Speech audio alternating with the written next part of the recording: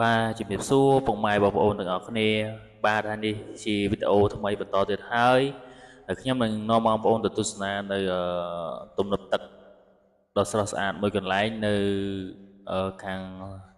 sọc sần đan khẹtกับปงធំបាទហើយនេះជាសកម្មភាពដែលខ្ញុំធ្វើដំណើរដោយឆ្លងកាត់ប្រាសាទសម្បូរព្រៃគុកប៉ុន្តែដោយសារតែ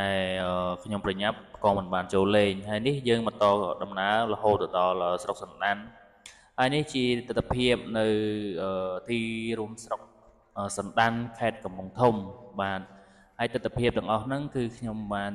ថតនៅសកម្មភាពនៃការធ្វើដំណើររបស់ខ្ញុំហើយនេះជា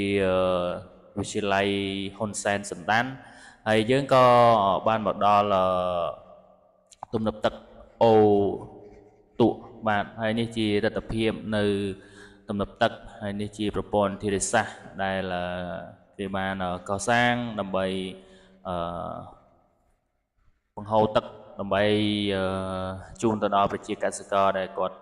ធ្វើស្រូវបាទហើយនេះជាទំនប់ទឹកតាំងពីយូរយារមកហើយជាទំនប់ទឹកដែលប្រជាពលរដ្ឋគាត់ស្តុកទឹកសម្រាប់ធ្វើកសិកម្មដាំស្រូវបានហើយវីដេអូរបស់ខ្ញុំមិនមានអ្វីច្រើនទេគឺបង្ហាញបងប្អូននៅសកម្មភាពទស្សនភាពនៃ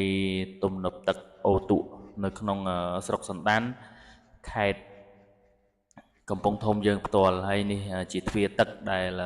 បានកសាងឡើងសម្រាប់បង្ហូរទឹកទៅក្រោមបាទហើយចំពោះបងប្អូនដែលចូលចិត្តនៅវីដេអូរបស់ខ្ញុំបងប្អូនកុំភ្លេចជួយចុចជាវឬក៏ Subscribe នៅ Channel វីដេអូរបស់ខ្ញុំម្នាក់មួយផងជាកម្លាំងចិត្តនៃការគ្រប់គ្រងនៅវីដេអូរបស់ខ្ញុំបន្តទៀតហើយនេះយើងក៏បានធ្វើដំណើរទៅមុខទៀតដើម្បីយករូបភាពនៅខាងផ្នែកនៃក្នុងភូមិរបស់បងប្អូនជាពលរដ្ឋយើងផ្ទាល់តែម្ដងហើយយើងឃើញហើយគឺទំនប់ទឹកអូតុនេះគឺធំមែនទែនបាទហើយចំពោះនេះជាវីដេអូចុងក្រោយដែលខ្ញុំថតណាមួយមេឃវាចង់ភ្លៀងផងហើយជាចុងក្រោយខ្ញុំមិនមានអ្វីច្រើនទេខ្ញុំមានតែពីអរគុណជម្រាបលា